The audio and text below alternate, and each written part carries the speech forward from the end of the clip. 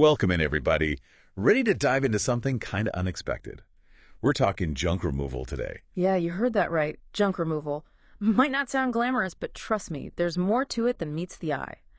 We're digging into the website for JunkDoctors, a New Jersey-based company, to see what they can teach us about this whole industry. And joining me for this deep dive is, well, our expert, ready to uncover the hidden world of hauling stuff away.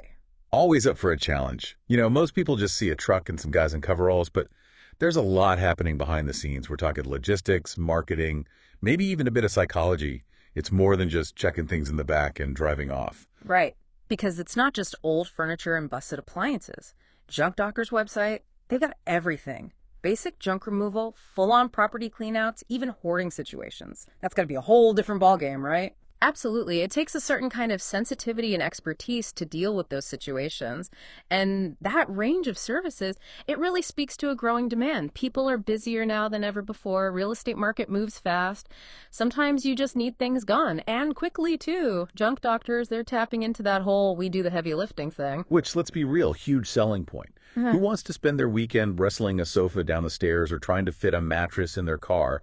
But offering that convenience, especially at scale, got to create some serious logistical headaches, doesn't it? Oh, for sure. Think about it. Coordinating trucks, crews, disposal sites, permits, regulations. Did they mention navigating New Jersey traffic? That alone is a feat. It's like a giant, messy jigsaw puzzle, but with couches and refrigerators instead of cardboard pieces. And speaking of puzzles, their website itself is quite the strategic creation. You land on the page, bam, countdown timer, save $30 as no offer ends in. Classic marketing tactic. Create that sense of urgency, that fear of missing out. Make you think, oh no, I got to get rid of this stuff right now. Even though realistically, how many people are on the verge of a junk emergency? Right, and then boom, 4.9 Google rating. They are not messing around when it comes to building trust, are they? Testimonials strategically placed throughout the website. We're going to dig into those a bit later. But first, got to ask the before and after gallery. Seriously impressive stuff. Is it just me, or is there something oddly satisfying about seeing all that clutter transformed into a clean slate? Oh, visuals are huge, especially in this industry. People want to see that their problem can be solved. Those before and after photos, they're like, look, we can handle this. You're not alone. It's almost therapeutic, like instant stress relief. But okay, before we get too sidetracked by perfectly organized garages, let's shift gears a bit. How about we talk about how JunkDoctors connects with the local community? Because their blog section, this is where things get really interesting. They've got posts about navigating the New Jersey real estate market, even one about hoarding cleanup. At first glance, a bit random, but I have a feeling you're going to tell me there's a method to the madness. You know it. It's all about knowing your audience. They're not just selling junk removal. They're selling solutions, to common problems. So, like that post, the one about their new billboard on Route 17 in Paramus, what makes that blog worthy? Think about it. Thousands of people stuck in traffic every day, eyes glazing over, and bam, there's your message. Unavoidable. Subliminal messaging, but with dump trucks. Exactly. By the time they reach their exit, JunkDoctors, it's stuck in their heads. Sneaky. And then there's that post about decluttering before selling your home. Makes sense, especially in New Jersey. That real estate market is no joke, right? Right. They're tapping into a real pain point for homeowners. Moving is stressful enough.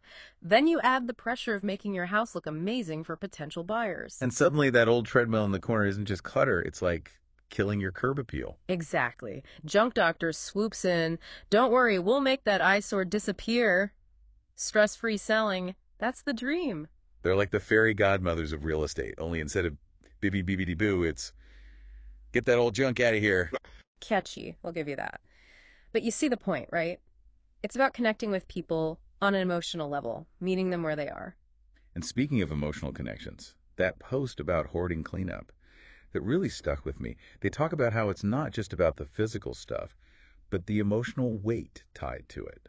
It's delicate. It is. It's a good reminder that this industry, it's not just about hauling away unwanted stuff. It's about people's lives. Their stories, their struggles sometimes. Adds a whole other layer to what we initially thought about junk removal, doesn't it? For sure. It's not as simple as it seems at first glance. And speaking of not so simple, you mentioned the testimonials earlier. Let's talk about those. Right, because a slick website is one thing, but those real-life stories, those make or break a potential customer's decision, don't they? Absolutely. People want to hear from other people, know that company is legit trustworthy. Okay, so we've got Heather, Chris, and Stacy, each highlighting something different about their Junk Doctors experience. Where should we even start? Let's start with Heather. Needed a house cleaned out fast for staging. Remember that sense of urgency the website creates? Well, Heather's story shows they can actually deliver. Right. It's one thing to say you're fast and efficient, but it's another to have a happy customer backing it up. Exactly. And then there's Chris, impressed by the transparent pricing. No hidden fees, no surprises, just upfront and honest. Big deal in this industry, especially when you're dealing with potentially large sums. Oh, for sure. Nobody wants to get hit with a surprise bill at the end. And finally, Stacy.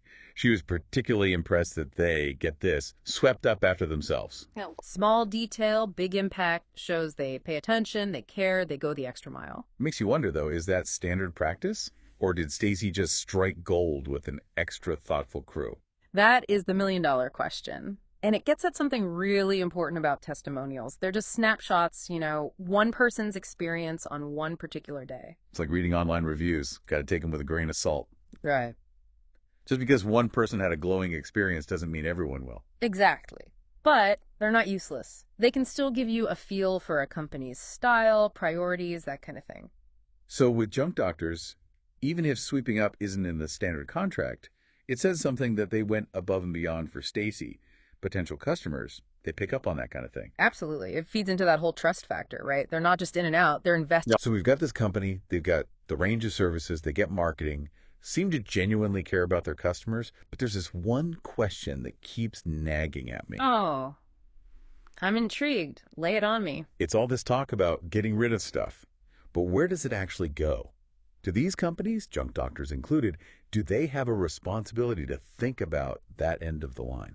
It's a huge question, really. And to be fair to them, Junk Doctors, they do mention recycling and donating whenever possible right there on the website. You do, yeah. Working with local recycling centers, charities, that kind of thing. Makes you wonder, though, how closely are they vetting those partnerships? Is there a system? Because how can we be sure stuff is actually getting a second life, not just ending up in a landfill anyway? That's the tricky bit, right? Lack of transparency for the consumer. We're trusting these companies to do right, not just by us, but by the planet, too. It's a leap of faith, almost. Like, here's my junk, please be responsible with it. Yeah. But we don't always see what happens next. And that trust is everything, especially these days when sustainability is such a big deal. Maybe Junk Doctors, they could use their blog even more to educate people on this. Oh, interesting. Like a whole series on recycling different materials, what goes where, what's accepted locally, all that. Exactly. Or even tips on reducing waste in the first place. Shift the mindset from just removing junk to being mindful of how much we create. So they're not just a service, they're part of the solution to a much bigger problem. Right. And it plays into that local connection, too. Shows they're not just hauling stuff away, they're invested in the community's well-being long term. Wow. Who knew we could go so deep on junk removal today? That's the beauty of it, though, right? There's always more beneath the surface, even with everyday stuff we take for granted. Makes you think twice the next time you see one of those trucks rumbling down the road. Yeah. It's not just junk, it's a whole system, a web of choices with consequences we don't always see. Exactly. So, to everyone listening, next time you're decluttering, don't just think about getting rid of stuff. Think about its journey after it leaves your curb. You might be surprised by what you discover.